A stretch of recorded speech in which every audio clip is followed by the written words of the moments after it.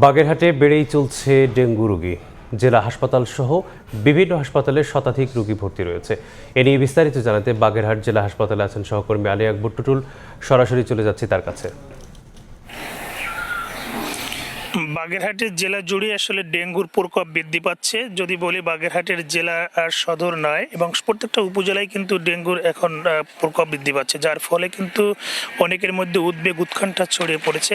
এবং বাগেরহাটের সদরের যে হাসপাতালে বর্তমানে প্রায় 47 জন রোগী ভর্তি আছে, এর সংখ্যা কিন্তু দিন দিন বাড়ছে। এর আগে যদি একটু বলি যে আসলে বাগেরহাটের সদরের যে পাশে কচু উপজেলাতে প্রথমে আসলে ডেঙ্গু রোগী শনাক্ত হওয়ার পরের থেকে কিন্তু সেখানের প্রায় আস্তে আস্তে ডেঙ্গুর রোগীর সংখ্যা এবং এলাকা ছড়িয়ে পড়ে, এবং বাগেরহাট সদরের 60 গম্বুজ এবং কাড়াপাড়া বাদোখালী থেকে শুরু করে সব জায়গায় কিন্তু আসলে ডেঙ্গুর এখন প্রকোপ বৃদ্ধি পাচ্ছে। এখানে নানা বয়সী রোগী তারা চিকিৎসা আছেন বাগেরহাট জেলা হাসপাতালে।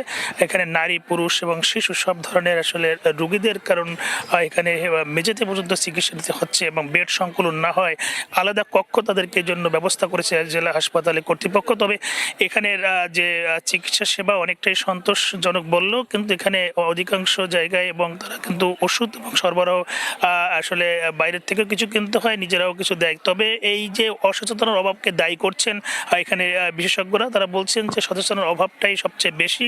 কারণ এখন বর্ষার মৌসুমে ডেঙ্গুর যে প্রকোপ এটা বৃদ্ধি পাওয়ার কারণে মানুষের মধ্যে যে উদ্বেগ রয়েছে, এবং আমরা যদি খোঁজ নিয়ে জেনেছি যে আসলে সেরকম কোনো উদ্যোগ নেওয়া হয়নি। জেলা প্রশাসনের পক্ষ থেকে নির্দেশনা দেওয়ার পরেও কিন্তু আসলে সচেতনতার অভাবটাকে দায়ী করছেন এখানে চিকিৎসকরা। বাগেরহাটের জেলা হাসপাতালে তত্ত্বাবধায়ক অসীম কুমার সমাদ্দার বলেছেন যে গত কয়েক মাসে প্রায় 800 রোগী তারা চিকিৎসা নিয়ে বাড়ি ফিরেছেন, এর মধ্যে একজন রোগী তার মারা গিয়েছে।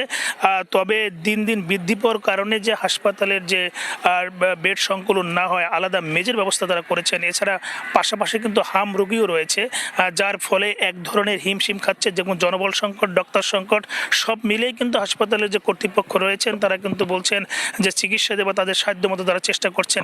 তবে জেলা প্রশাসনের সাথে কথা বলেছি, জেলা প্রশাসনের তারা কিন্তু কর্তৃপক্ষ বলেছেন যে সকল উপজেলাতে স্বাস্থ্য বিভাগ এবং যারা উপজেলা প্রশাসন রয়েছে তাদেরকে নির্দেশনা দেওয়া হয়েছে যেসব এলাকায় ডেঙ্গু রোগীর শনাক্ত হবে সেখানে কিন্তু তাদের সচেতনতা বৃদ্ধি করার জন্য। আমার কাছে এই ছিল বাগেরহাটের সদর হাসপাতাল থেকে ডেঙ্গু রোগীর সবশেষ। ডেঙ্গু পরিস্থিতির সর্বশেষ খবর জানছিলাম বাগেরহাট থেকে।